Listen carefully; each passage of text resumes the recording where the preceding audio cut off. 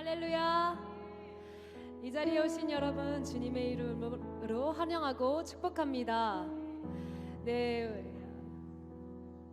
우리 이 시간 옆 사람과 앞뒤 사람과 인사하겠습니다. 참 잘 오셨습니다. 환영합니다. 환영합니다. 축복합니다. 사랑합니다.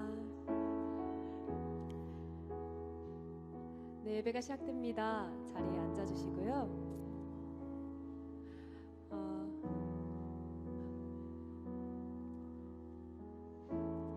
우리 이 시간 찬양하시면서 주님 우리에게 임하여 주시옵소서, 우리에게 성령 내려 주시옵소서, 우리의 기도와 우리의 소망을 담아 주님께 예배하며 찬양하며 나아가겠습니다. 우리 같이 찬양합시다.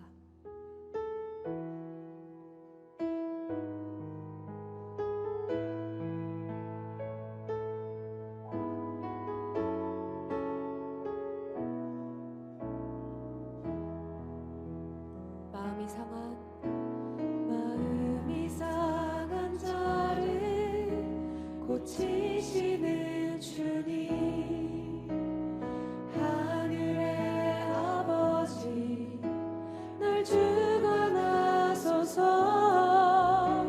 주의 길로 인도하사 자유케 하소서.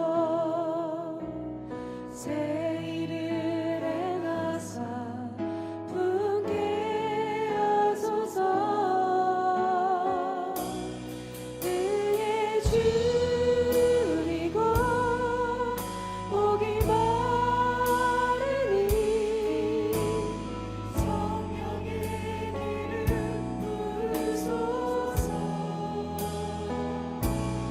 의에 줄이고 목이 마르니 내 잔을 채워 주소서. 처음부터 다시 한번 찬양합니다. 마음이 상한 자를 고치시는 주님, 하늘의 아버지 날 주관하소서. 주의 길로 인도하사 자유케 하소서. 새 일을 행하사 분케 하소서. 의에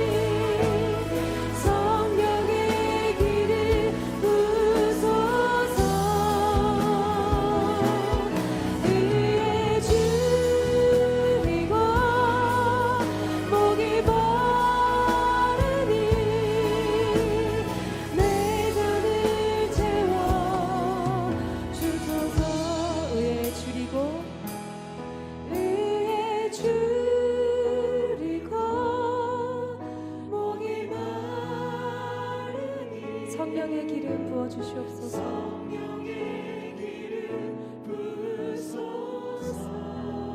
의에 줄이고 의에 줄이고 목이 마르니 내 잔을 채워 주소서. 내 잔을 채워 주소서. 내 잔을 채워 주소서. 내 잔을 채워 주소서. 내 잔을 채워 주소서. 우리 주님께 영광의 박수 올려드립시다. 주님, 오늘 이 시간 우리의 잔을 채워 주시옵소서.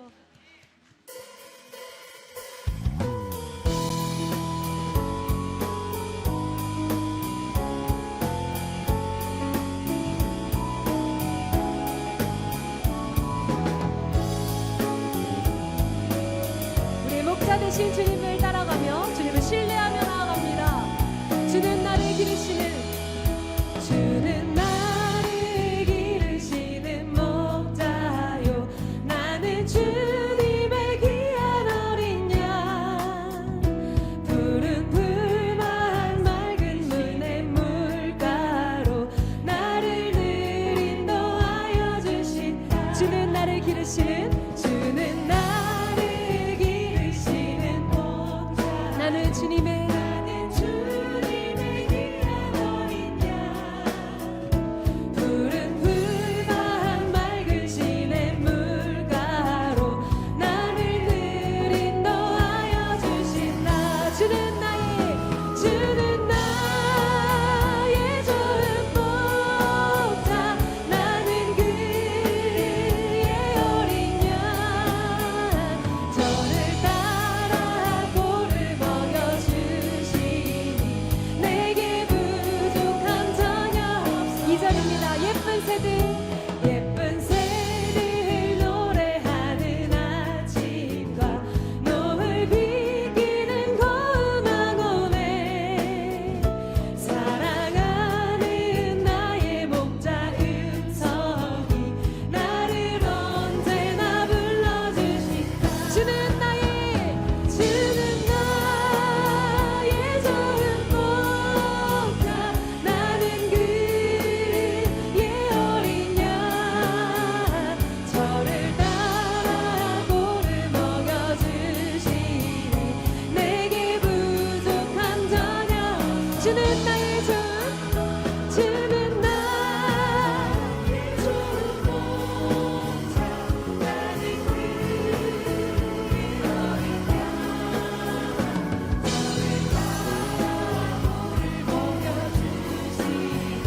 내게 부족함 전혀 없어라.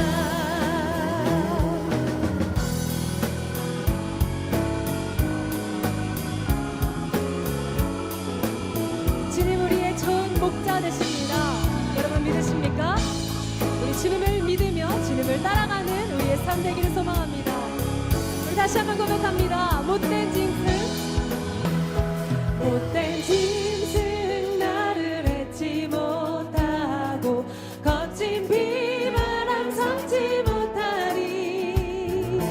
나의 주님 강한 손을 펼치사 나를 주야로 지켜주시. 아멘. 주는 나의 좋은 목자. 나는 그의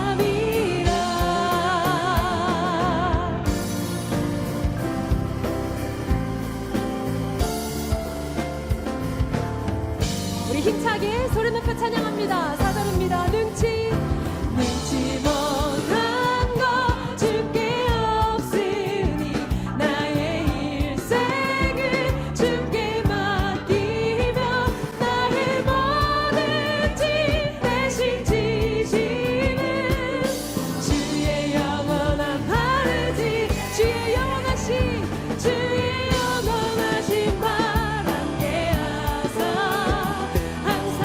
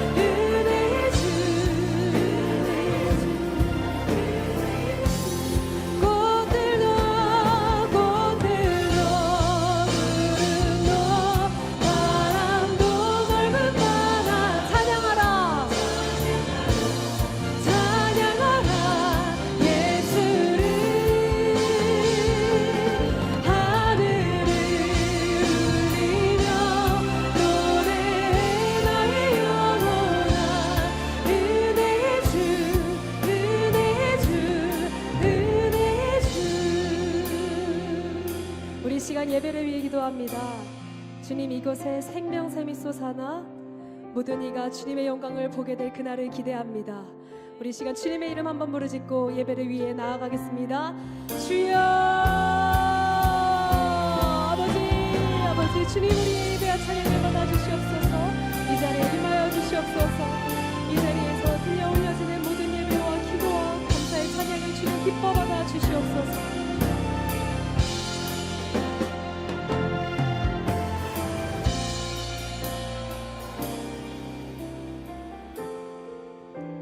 하나님, 이 시간 거룩한 주의 백성들이 주의 전에 모여 하나님을 예배하며 나아갑니다.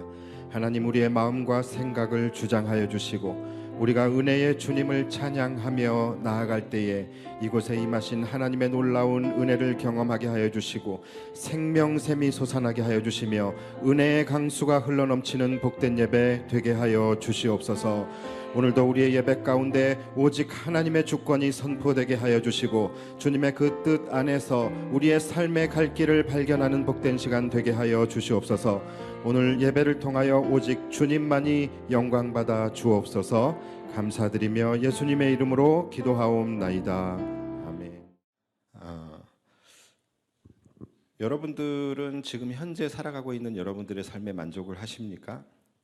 여러분들은 지금 행복하십니까? 아마 나는 지금 행복하다라고 생각하며 사시는 분도 있으실 것이고, 내 삶은 행복하지 않은 것 같아 라는 마음으로 살아가시는 분들도 분명히 있으실 거예요. 제가 목사로서 여러분들에게 이 시간 말씀드리자면, 여러분, 행복은 멀리 있지 않습니다. 행복은 멀리 있는 게 아니라 엄청 멀리 있습니다. 그냥 멀리 있는 게 아니에요. 굉장히 멀리 있어요. 그래서 우리가 살아가면서 행복하게 산다는 것, 행복을 찾는다는 것이 쉽지가 않아요. 그래서 저는 오늘 여러분들과 함께 행복이라는 것을 한번 좀 찾아보려고 합니다. 그래서 오늘 이 말씀의 제목도 축복의 비결, 굉장히 어찌 보면 좀 자극적인데, 여러분, 이 제목대로 오늘 여러분들은 축복의 비결을 발견하실 수 있도록 제가 도와드리겠습니다. 자, 여러분들, 행복한 삶을 위해서 가장 필요한 것이 뭐라고 생각을 하세요? 내가 이것만 있으면 좀 행복한 삶이 될 것 같다라고 생각하시는 게 뭐가 있을까요? 저는 두 가지 정도로 생각을 해봤습니다. 첫 번째는 평안함입니다. 평안함. 우리는 돈이 많으면 행복할 것 같지요. 그런데 그렇지 않습니다. 아무리 돈이 많아도 인생이기 때문에 인생을 살아가다 보면 어쩔 수 없이 마주해야 하는 것들이 있어요. 슬픈 일을 만나게 될 수도 있고, 어려움을 만나게 될 수도 있고, 때로는 예상치 않은 고난, 또 예기치 않은 시련, 이러한 것들을 우리는 만나면서 살아갈 수밖에 없게 되죠. 그런데 문제는 뭐냐면, 그럴 때마다 나의 감정과 삶의 모습, 이러한 것들이 요동을 하게 된다는 것이죠. 그럼 그렇게 된다면 우리는 결코 행복한 삶을 살아갈 수가 없게 되는 거예요. 그렇기 때문에 우리의 삶에서 가장 필요한 것이 있다면, 내가 살면서 어떠한 상황을 만나든지 간에 거기에 내가 일희일비하지 않고, 내가 내 삶이 요동하지 않고 언제나 한결같이 평안할 수 있는 평안함. 여러분, 이것이 이 세상을 살아가면서 행복하기 위해서 가장 필요한 첫 번째 조건이라고 생각을 합니다. 자, 그리고 두 번째는 뭐냐면, 바로 여러분들이 그렇게 바라는 이 땅에서의 축복입니다. 이 땅에서의 축복. 여러분, 부와 명예와 권력, 이러한 것들 자체가 나쁜 것은 분명히 아닙니다. 그렇죠? 하나님이 주시는 축복으로 받는 부와 명예라고 한다면 그것은 너무나 좋은 거예요. 자, 그리고 그것들이 분명히 우리의 삶에서 도움을 주고 영향을 주고 또 우리의 삶을 기쁘고 행복하게 하는 하나의 수단이 되는 것은 부인할 수 없는 사실이에요. 그래서 날마다 우리가 평안함이라는 것 속에서 살아가는 것이 물론 가장 제일 중요하겠지만, 그 평안함 위에 하나님께서 부어주시는 육신적 은혜와 축복, 이것이 더 있다라고 한다면 더 좋겠지요. 자, 그래서 저는 우리가 행복하기 위해서 필요한 것이 두 가지. 첫 번째는 평안함이고, 두 번째는 하나님께서 부어주시는 육신적 축복이라고 생각을 합니다. 그래서 사실 저는 지난 몇 주간 금찬기를 통해서 한 2, 3주간 금찬기의 시간을 통해서 여러분들이 이 두 가지를 누릴 수 있는 그 방법과 비결을 제가 여러분들에게 말씀을 드렸어요. 물론 금찬기에 오시지 않은 분들은 이 말씀을 못 드렸을 것이고, 또 들으셨던 분들도 뭐 잊어버리신 분들도 계실 것이고, 별로 대수롭지 않게 들으셨던 분들도 계실 거예요. 그런데 저는 개인적으로 지난 한 3주간의 이 금찬기의 말씀이 정말로 중요한 말씀들이었다라고 생각을 합니다. 지금까지 행복의 비결, 이 축복의 비결에 대해서 이렇게 정말로 일타 강사처럼 콕 집어서 설명을 해준 목사가 태초부터 있었을까라는 그런 생각이 들 만큼 굉장히 중요한 말씀들을 제가 지난 한 3주간 드렸었는데, 여러분들이 그 말씀을 잘 듣고 또 그 따라서 그 말씀대로 여러분들이 행하며 살아가신다면 여러분들의 남은 인생은 분명히 정말로 행복한 인생이 될 것을 제가 확신합니다. 한번 꼭 해보시기 바랍니다. 자, 먼저 첫 번째 평안함입니다. 혹시 또 뭐 다시 한번 여러분들의 기억을 되살리기 위해서 제가 잠깐 정리를 해드리면, 첫 번째가 평안함입니다. 여러분, 우리의 삶이 늘 평안하기를 원하는데, 우리의 삶이 평안하기 위해서 가장 필요하고 중요한 게 뭘까요? 제가 말씀드렸는데 바로 무언가를 사라지게 해야 돼요. 바로 우리 안에서 우리를 잠식하고 있는 뭡니까? 두려움입니다. 그렇죠. 맞아요. 이 두려움이 항상 문제예요. 이놈의 두려움이 우리의 인생의 발목을 잡아요. 그리고 이 두려움이 우리의 감정과 삶을 요동하게 만드는 주범이라는 것이죠. 그래서 지난주에는 우리 안에 있는 이 두려움을 물리치기 위해서 어떻게 해야 할 것인가에 대해서 말씀을 나누었습니다. 자, 간단하게 정리하면 뭡니까? 일단 두려움을 정의해야 되겠죠. 두려움이라는 것은 언제 오냐? 두려움은 여러분 상황에 의해서 오게 되는 것이 아니라 상태에 의해서 오게 되는 것입니다. 여기서 말하는 상태는 나의 영적 상태를 이야기하는 것이고, 상황은 우리가 삶 속에서 마주하게 되는 상황들을 이야기하는 거예요.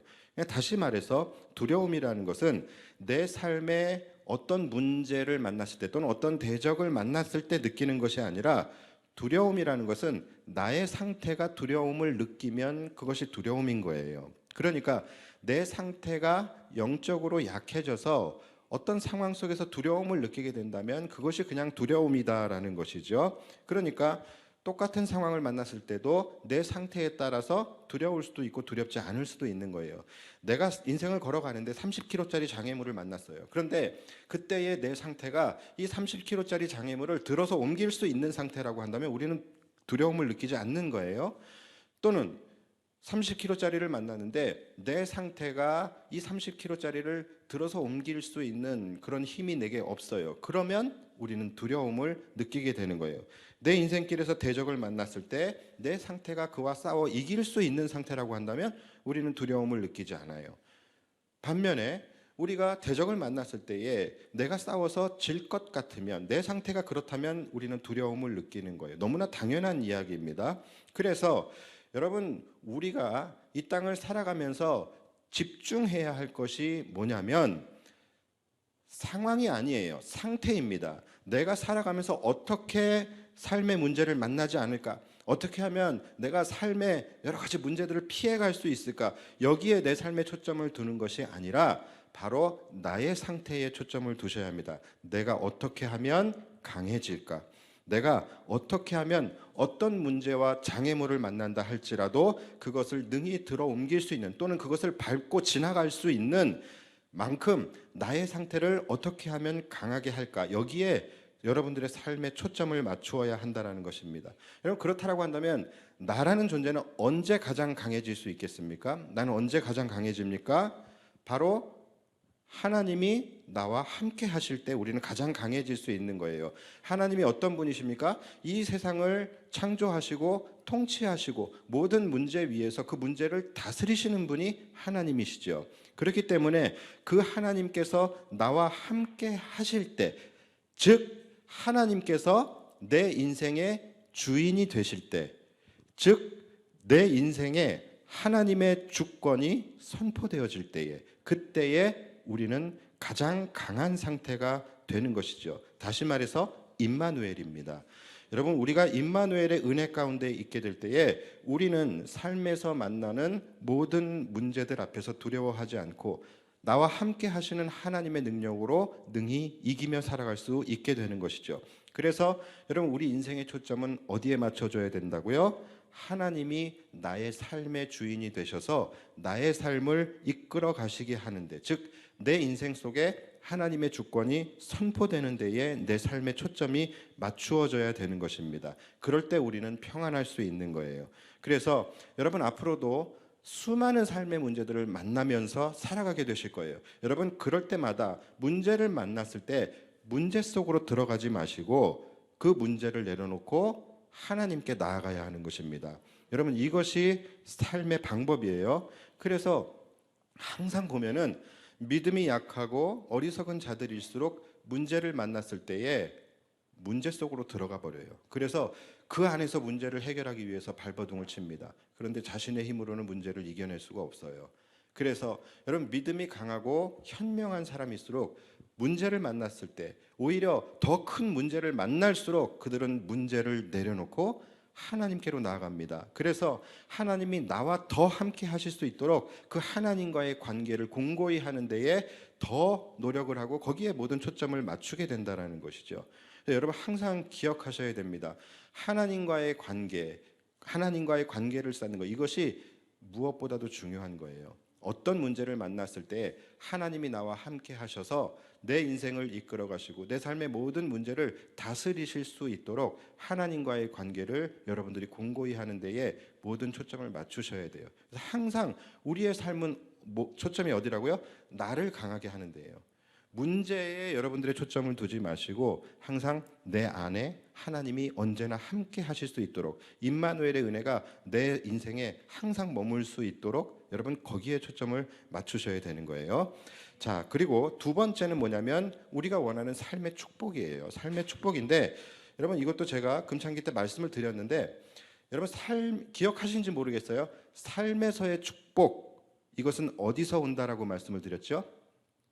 바로 삶에서의 축복은 우리가 하나님의 뜻, 하나님의 비전 안에 있을 때에 하나님의 은혜가 부어진다라고 말씀을 드렸어요. 여러분, 우리의 인생은 하나님과 연결되어질 때에 축복의 통로가 연결이 되는 것입니다. 하늘과 내가 연결되어지는 통로는 바로 하나님의 비전이에요. 우리가 그래서 하나님의 비전 안에 있을 때 하늘로부터 부어지는 하나님의 축복이 연결되게 되는 거예요. 자, 그런데 여러분, 우리가 생각하는 축복이 그럼 뭡니까? 뭐 영혼의 축복 말고 이 땅에서 축복만 따지면 여러분들이 원하는 축복이 뭐예요? 다 똑같을 거예요. 그렇죠? 내 삶이 윤택해지는 것, 또 내가 건강해지는 것, 그리고 내 삶의 필요와 결핍들이 채워지게 되는 것. 여러분들은 이것을 원하며 살아가실 거예요. 이것을 축복이라 여기며 사실 거예요. 자, 그런데 여러분 한번 생각해 보세요. 이 세상을 살아가는 사람들 중에서 그것을 원하지 않는 사람이 있을까요? 축복을 원하지 않는 사람은 한 사람도 없어요. 이 세상의 모든 사람들이 여러분과 똑같이 다 삶이 윤택하기를 원하고 건강하기를 원하고 또 삶의 결핍들이, 삶의 필요들이 채워지기를 원하면서 바라면서 기도하면서 살아간다라는 것이죠. 그런데 모두가 원하고 바라고 기도하는 것이 바로 이것인데 그렇다고 해서 모두가 다 이것을 누리며 살아가고 있나요? 그렇지 않죠. 분명히 그렇지 않아요. 자, 그렇다면은 우리는 여기서 왜 그런지를 분석해 봐야 합니다. 왜 그런지, 모두가 이렇게 다 원하는데 왜 모두가 이것을 누리지 못하는 것일까? 여기에 대해서 분석하고 그렇다면 우리가 어떻게 해야 하나님의 축복을 받을 수 있을 것인가에 대한 그 범위를 계속해서 우리는 좁혀 나갈 수 있어야 된다는 것이죠. 그런데 대부분의 성도들은요, 그렇게 하지 않아요. 고민하지 않고 분석하지 않고 그냥 내 삶을 축복해 달라고 하나님께 주구장창 그냥 기도만 합니다. 그래서 마치 이 지성이면 감천이다라는 식으로 그냥 하나님께 간절히 그냥 붙잡고서 흔들면서 기도하면은 하나님이 언젠가는 축복해 주시겠지라고 하는 그런 막연한 그런 기대 속에서 계속 기도만 한다라는 것이죠. 그리고 응답해 주시지 않으면 하나님이 나와 함께 하시지 않는가? 하나님이 나를 사랑하시지 않는가? 라고 하면서 섭섭해 합니다. 자, 그런데 여러분 모두가 원하는 거죠. 여러분들이 삶의 축복을 놓고 기도하실 때 여러분들 그렇게 생각하셔야 돼요. 아, 지금 이 시간에 나만 이 기도하는 게 아니고 다 지금 이 기도하고 있구나. 온 세계 사람들이 다 지금 이 기도하고 이걸 소원하고 있구나라는 걸 여러분 생각하셔야 돼요. 그러니까 이것은 나만 기도하는 게 아니에요. 그런데 여러분 모두가 원하는 건데 왜 그 은혜가 특별히 여러분들에게만 주어질 수 있다라고 생각을 하십니까? 모두가 다 같이 간절히 축복받기를 기도하고 있는데 왜 여러분들의 기도에만 그 은혜가 특별히 주어질 수 있다라고 생각을 하십니까? 여러분 이게 사실은 이 신앙인들의 신앙생활에 있어서의 대표적인 모순이거든요. 많은 사람들이요 입술로는 하나님이 공평하시길 원해요. 그리고 공평하고 의로우신 하나님을 이야기합니다. 그런데 이상하게 자신에 대하여서만큼은 하나님이 공평하지 않기를 원해요. 축복과 형통의 삶, 이것은 이 세상의 모든 사람들이 다 바라고 원하는 것인데 하나님이 특별히 내 기도만큼은 특별히 반응하셔서 특별히 내가 기도할 때는 하나님께서 응답해 주시기를 바라는 것이죠. 입술로는 하나님의 공평하심을 말하고 하나님은 정의로우시고 공의로운 하나님이 되어야 한다라고 이야기하면서 실제로 자신은 은혜 받을 자격이 없는 삶을 살아가고 축복 받을 자격이 없는 삶을 살아가고 날마다 죄 가운데 살아가면서 하나님이 내 인생에는 은혜를 부어주시고 축복을 부어주시기를 바라고 원하고 기도하면서 살아간다라는 것이죠. 여러분 그것이 과연 공평일까요? 그것이 우리가 정의하는 하나님의 공의입니까? 여러분 우리가 축복과 형통을 놓고서 하나님 앞에 간절히 기도하는 것 그 자체에는 전혀 문제가 없습니다. 문제가 없지만 하나님의 공의로우심에 부합한 기도를 드려야 된다는 거예요. 우리의 잘못된 기도로 하나님의 공평과 공의를 훼손해서는 안 된다는 것입니다. 자, 그렇다면 우리가 기도하기 전에 우리는 반드시 무엇을 생각해야 할 것인가? 자, 하나님께서 그분의 공평과 공의로 축복하시는 자는 어떤 자들인가를 우리는 생각해야 되는 거예요. 모두가 원하고 바라는 이 땅의 축복이지만 실제로 그 축복이 이루어지는 자는 누구인가? 실제로 그 기도가 응답되어지는 자는 누구인가? 여기에 대해서 우리는 생각해 봐야 돼요. 이 축복의 원리를 생각하고 분석해서 그 범위를 계속해서 좁혀 나가야 된다는 거예요. 지금 여러분들과 함께 해볼 거예요. 범위를 한번 좁혀 나가 볼게요. 자, 첫 번째, 하나님은 간절히 기도하는 자에게 응답하신다. 자, 여러분 맞습니까? 맞을 수도 있고 틀릴 수도 있어요. 간절히 기도하는 자에게 하나님께서 축복을 주시는 경우도 있고 또 안 주시는 경우도 있어요. 그러면 어떻게 해요? 좁혀야 돼요. 더 좁혀야 됩니다. 자, 그렇다면 간절히 기도하는 자들 중에 무엇을 기도하는 자가 축복을 받는가? 이것을 우리는 생각을 해야 돼요. 자신의 것을 구하는 자가 축복을 받는가? 하나님의 것을 구하는 자가 축복을 받는가? 자신의 뜻을 구하는 자가 축복을 받는가? 하나님의 뜻을 구하는 자가 축복을 받는가? 자, 여기까지 생각을 한다면 바로 우리가 지난주에 함께 나누었던 예수님의 말씀과 연결이 되는 거예요. 예수님께서 베드로에게 뭐라고 말씀하셨습니까? 내가 하나님의 일을 생각하지 않고 사람의 일을 생각하는도다 라고 하면서 책망하셨지요. 자, 그러면서 우리는 결론에 도달하게 되는 거예요. 아, 결국은 하나님의 일을 생각하는 자, 하나님의 뜻을 구하고 하나님의 계획 안에 머무는 자의 기도에 하나님이 응답해 주시는구나. 우리는 이 결론을 내릴 수 있게 되는 거예요. 그래서 이 축복의 원리를 우리가 한 문장으로 정리를 해보면 어떤 사람이 축복을 받느냐? 바로 제가 아까 말씀드렸듯이 하나님의 비전 안에 있는 사람이 하나님의 축복을 받을 수 있다라는 것입니다. 왜요? 하나님이 공평하신 하나님이라고 한다면 하나님이 누군가에게 은혜를 주실 때에도 반드시 그분의 공평함이 나타나고 드러나야 하는 것입니다. 다시 말해서 하나님이 은혜를 주실 때는 은혜를 주시는 근거와 명분이 분명히 있어야 한다는 것이죠. 그냥 모두가 바라고 원하고 기도한다고서 그냥 다 주시는 것이 아니라 분명한 근거와 명분이 있다라는 거예요. 그것이 뭡니까? 바로 사람의 일을 생각하지 않고 하나님의 일을 생각하는 자, 자신의 뜻을 구하지 않고 하나님의 뜻을 구하며 하나님의 계획과 비전 안에서 그것을 이루어 드리려고 그것을 소원하는 자에게 하나님께서 그를 통하여 하나님의 비전을 이룰 수 있도록, 그들이 하나님의 비전을 감당할 수 있도록 하나님께서 은혜를 주시고 능력을 주시고 부족한 것이 있으면 채워주시는 것입니다. 여러분, 그것을 우리가 축복이라고 하는 거예요.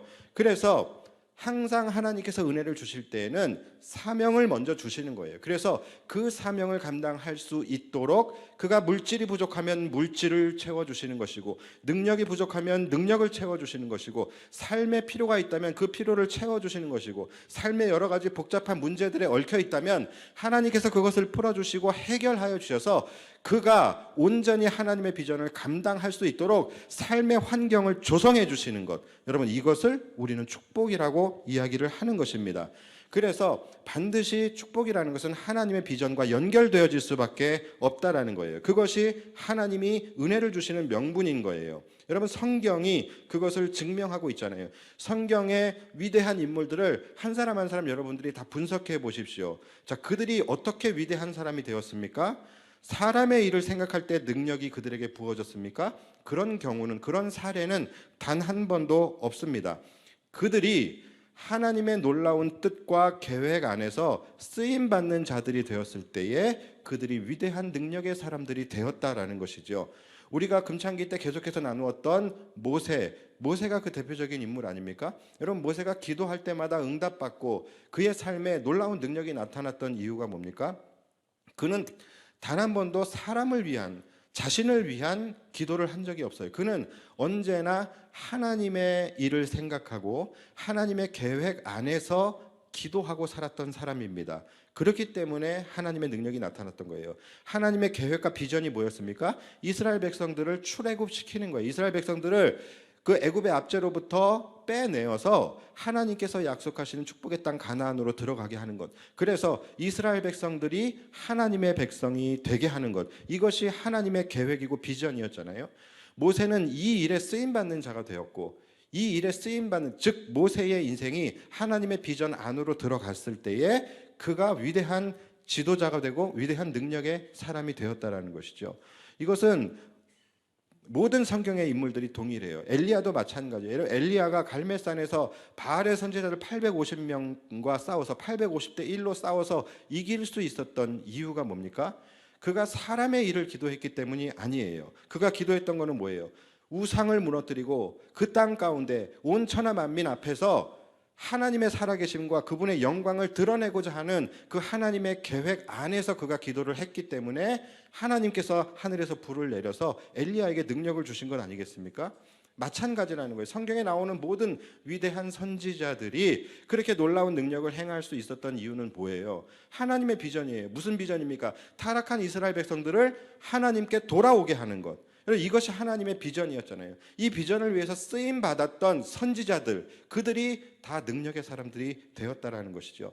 이것은 신약에 넘어와서도 동일해요. 우리가 지난주에 나누었던 그 베드로, 여러분, 베드로라는 사람이 어떤 사람입니까? 굉장히 무식하고 굉장히 능력이 없었던 사람이 베드로예요. 그런데 그랬던 베드로가 어느 순간부터 굉장히 큰 능력의 사람이 되었어요. 어느 순간부터 이 사람이 완전히 다른 사람이 되었습니다. 여러분, 그때가 언제입니까? 예수님을 따라다닐 때가 아니에요. 이게 굉장히 아이러니한 거거든요. 베드로를 비롯한 모든 제자들이요, 정작 예수님과 함께 있고 예수님을 따라다니는 제자였을 때는요, 아무 능력이 나타나지 않았었어요. 아시죠? 왜 그랬을까요? 그들이 그때까지만 해도 사람의 일만 생각하는 자들이었어요. 그래서 밤낮 누가 높냐 이거 가지고 싸우고, 밤낮 예수님에 딱 붙어가지고서 내가 나중에 한 자리 해야지, 이런 마음으로 예수님을 따라다녔었잖아요. 그러니까 하나님의 일을 생각하지 않고 그들은 사람의 일만 생각하면서 예수님을 사람들이에요. 그러다 보니 예수님과 함께 있음에도 불구하고 그들은 아무 능력도 나타나지 않았죠. 베드로에게 능력이 나타난 건 언제입니까? 바로 예수님께서 부활하신 이후에 마지막으로 너희는 온 천하에 다니며 만민에게 복음을 전파하라는 지상 명령을 내려주셨고, 베드로가 그 주님의 계획과 비전 안에 들어가게 되었을 때, 그때부터 베드로는 병을 고치고 귀신을 내쫓고 말에 권세가 생기고, 그래서 그가 한마디 할 때마다 3,000명 5,000명씩 회개하고 하나님께 돌아오는 그러한 역사가 나타나지 않았습니까? 베드로의 능력이 생긴 그 시점을 여러분들이 잘 보십시오. 언제입니까? 그가 사명 안에 들어갈 때에, 하나님의 비전 안에 들어갈 때에. 그래서 마태복음이건 마가복음이건 가장 끝에 나오는 말씀이 뭡니까? 너희는 온 천하에 다니며 만민에게 복음을 전파하라. 그 다음에 볼지어다 내가 세상 끝날까지 너희와 항상 함께 있을 것이다. 너희는 가서 모든 민족을 제자로 삼아 아버지와 아들과 성령의 이름으로 세례를 주고 내가 너희에게 분부한 모든 것을 가르쳐 지키게 하라. 여러분, 이게 뭡니까? 그게 계획이에요. 예수님의 계획, 예수님의 비전입니다. 그러니까 여러분, 이것은 무엇과 연결되는 거예요? 바로 두 번째 축복의 조건과 연결이 되는 것이죠. 그렇죠? 그래서 그 예수님의 비전 안에 내 인생이 들어갔을 때에, 그때에 우리의 인생은 축복된 인생이 되는 거예요. 그리고 볼지어다 내가 세상 끝날까지 너희와 항상 함께 있을 것이다. 여러분, 이것은 뭐와 연결되는 거예요? 바로 첫 번째 축복의 조건과 연결이 되는 거예요. 하나님이 나와 함께 하시는 임마누엘의 축복. 그럴 때에 우리는 평안한 삶을 살아갈 수 있게 되는 거예요. 그러니까 여러분, 이 두 말씀을 그냥 넘기시면 안 돼요. 이것이 바로 여러분들의 축복의 비결입니다. 바울도 마찬가지 아닙니까? 바울이란 사람이 여러분 대단한 사람이에요. 바리새인의, 또 로마의 시민권자의, 가말리엘 문화에 있는, 그러니까 엘리트 중에 초엘리트, 상위 1%의 엘리트가 바울이었어요. 그렇게 대단한 사람이 그렇게 대단할 때는 아무 능력이 나타나지 않았다니까요. 그저 그리스도인들을 핍박하는 찌질한 인생이었을 뿐이라는 것이죠. 그런데 바울에게 능력이 나타난 게 언제입니까? 바로 예수님을 만나고 예수님의 사명을 받았을 때, 그때부터 바울이 바뀌게 되고 그가 병을 고치고 옥문을 열고 죽은 사람을 살리는 그런 능력이 그에게 나타났던 거예요. 여러분, 이것을 간과하지 마십시오. 성경의 인물들이 언제 능력이 부어졌는지 바로 하나님의 비전 안에 그들이 들어갈 때, 그들의 삶의 목적이 하나님의 비전과 맞아지게 될 때에, 그때 그들에게 놀라운 능력과 은혜와 축복이 부어졌다라는 것입니다. 여러분, 이것을 꼭 기억하셔야 돼요. 이것을 통해서 우리가 알 수 있는 결론이 뭡니까? 하나님은 그분 안에, 그분의 비전 안에 들어와서 쓰임 받는 자들에게 은혜를 주신다라는 거예요. 아무 이유와 명분 없이 그냥 내가 기도만 주구장창 열심히 한다고 해서 모두가 다 원하고 있는 그 기도를 나에게만 들어주시지 않는다라는 것입니다. 그렇다면 그 명분이 뭡니까? 하나님의 비전 안에서 그분의 비전을 위해서 쓰임 받는 자가 될 때예요. 그때에 하나님께서는 그 사명을 감당케 하시기 위해서 때로는 은혜를, 때로는 능력을, 때로는 채움을 주신다라는 거예요. 제가 계속 말씀드리잖아요. 바로 주인과 종의 관계인 거죠. 주인이 종에게 사명을 줄 때는 반드시 감당할 수 있는 힘과 권세를 주어서 사명을 주게 된다는 것이죠. 여러분, 이것을 잊지 마십시오. 그래서 여러분들이 정말로 이 땅에서의 축복을 구하십시오. 그런데 그것을 받기 원한다면 그냥 주구장창 기도만 하는 것이 아니라 여러분들이 축복받을 만한 자가 되셔야 되는 거예요. 구원의 은혜는 값없이 주시는 것이 맞아요. 그렇죠? 그것은 분명한 겁니다. 여러분들이 기도해서 구원받은 거 아니잖아요. 그렇죠? 구원의 은혜는 자격 없는 우리들이지만 하나님께서 특별히 선택하여 주시고 자녀 삼아 주셨기 때문에 우리가 구원의 은혜를 누리게 되었어요. 그런데 우리가 이 땅에서 살아가면서 누리게 되는 이 땅의 축복, 여러분, 그것은 공평과 공의의 하나님의 속성을 따라서 주어지게 되는 거예요. 그래서 우리가 은혜 받을 만한 자가 되어야지 은혜를 받게 된다라는 거예요. 바로 하나님의 그 비전 안에 들어와서 순종함으로 그 사명을 이루어가는 자들에게 그것을 감당할 수 있는 능력과 필요를 채워주시게 되는 것입니다. 그래서 여러분, 반드시 우리가 축복의 삶이 되기 위해서는 우리 안에서 먼저 반드시 수반되어져야 되는 것이 있어요. 자, 이것이 마지막인데 그것이 뭐냐면 바로 자기 부인입니다. 너무너무 중요해요. 자기 부인이 가장 중요한 거예요. 그래서 이 말씀을 오늘 다시 나누게 되는 거예요. 오늘 본문 24절에서 예수님 뭐라고 말씀하십니까? 누구든지 나를 따라오려거든 자기를 부인하고 자기 십자가를 지고 나를 따를 것이니라. 자, 자기 부인이 뭡니까? 자기 부인. 제가 목회를 처음 시작할 때 이 말씀에 그렇게 큰 은혜를 받았어요. 누구든지 나를 따라오려거든 자기를 부인하고 자기 십자가를 지고 나를 따를 것이냐. 여기서 자기를 부인하고 있는데 제가 를자를 제가 까먹고 못 읽어서 자기 부인하고로 읽었어요. 그래서 목회는 목사만 고생하는 게 아니라 부인도 고생하는 거구나. 부인이랑 같이 십자가를 지는 거구나. 그래서 제가 사모가 힘들 때마다 이 얘기를 해줘야지. 성경에 부인도 고생하라고 나왔어 라고 그러면서 위로를 받았었는데 그 뜻이 아니더라고요. 자, 여러분 자기 부인, 이게 자기 와이프가 아니죠. 그렇죠? 자기 부인이 뭡니까? 말 그대로 나를 부인하는 거예요. 나를 부인하는. 내 인생도 나의 것이 아니고 내 삶도 나의 것이 아니고 다 하나님의 것이다. 내 물질도 내 자녀까지도 다 나의 것이 아니고 하나님의 것이다라는 것을 인정하며 살아가는 거예요. 여러분 이것이 가장 중요한 거예요. 내 인생이 나의 것이 아니다라고 내가 인정을 하는 순간 그러면은 이게 무슨 말이 되는 겁니까? 바로 내 인생에 하나님의 주권이 선포되는 거예요. 그렇죠? 내 인생이 나의 것이 아니고 내 인생의 왕좌에 하나님을 앉혀드리는 순간 이제 하나님과의 동행이 시작이 되는 것입니다. 하나님이 나와 함께 하시는 임마누엘의 삶이 시작이 되는 거예요. 그래서 첫 번째 내 인생이 내 것이 아니다라고 고백하는 것은 바로 우리의 삶의 행복의 첫 번째 조건으로 들어가게 되는 거예요.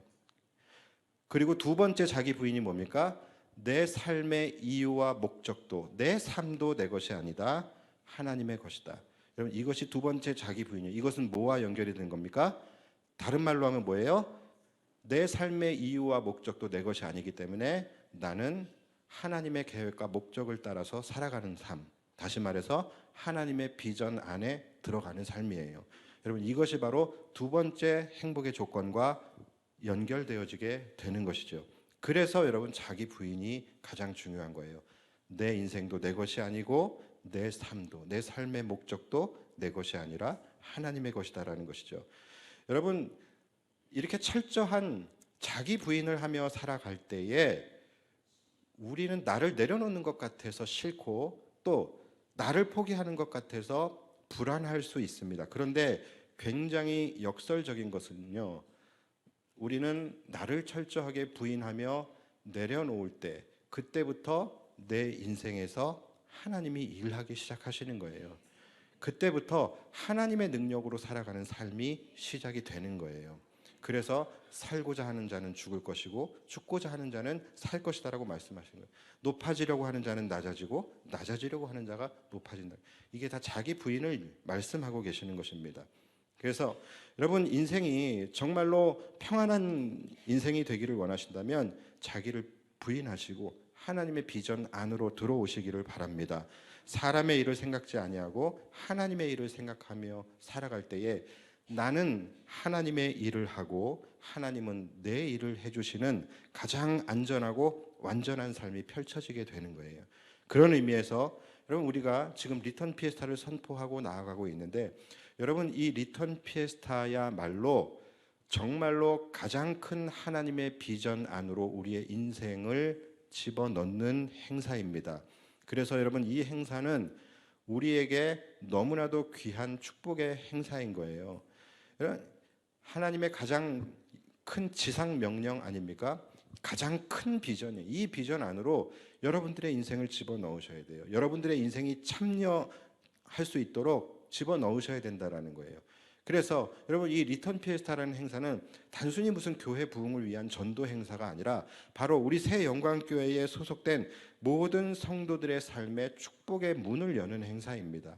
여러분 이것을 절대로 그냥 가볍게 여기면 안 돼요. 여러분 이 시간들을 통해서 정말로 내가 한 영혼을, 그 주님의 한 영혼 구원하시기를 기뻐하시는 그 하나님의 비전 안에 내가 들어가서 그 비전을 이루어 드리는 삶을 살아갈 때에 여러분들의 삶이 어떻게 변화되어지는지 여러분 이것을 경험하셔야 됩니다.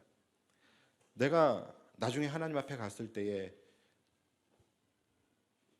너는 내가 준 사명을 잘 감당했느냐, 너는 몇 명이나 하나님께로 인도했느냐라고 물어보실 때에 여러분 어떻게 대답하시겠어요? 이번 기회에 단 한 사람이라도 하나님께서 원하시는 그 사명이 그것이라고 한다면 우리가 이루어 드릴 때, 그때에 내 삶에 하나님이 어떻게 일해 가시는지, 그래서 항상 우리의 생각이, 우리의 시간이, 우리의 열정이, 우리의 물질이 사람의 것을 생각하는 것이 아니라 하나님의 비전을 위해서 반응하며 나아가게 될 때 나도 모르는 사이에 내 삶에서 하나님께서 일하신, 그래서 내 삶의 문제들이 나도 모르는 사이에 하나씩 하나씩 풀려나가게 되고 나도 모르는 사이에 내 자녀를 하나님이 키워주고 계심을 우리가 경험하게 되고 나도 모르는 사이에 내 사업장을 하나님께서 경영해주고 계심을 경험하게 된다는 것이죠. 그래서 여러분 나의 뜻과 계획이 하나씩 하나님의 일하심을 통하여 이루어지는 것을 여러분들이 경험하셔야 되는 거예요. 여러분 이 축복의 비밀, 이 비결, 여러분 이것을 반드시 캐내어 가져가셔야 됩니다. 그래서 여러분들의 삶 속에서 이 놀라운 하나님의 축복의 원리를 따라서 하나님의 은혜를 경험하며 살아가실 수 있는 저와 여러분들이 되시기를 주님의 이름으로 축복합니다. 기도하겠습니다.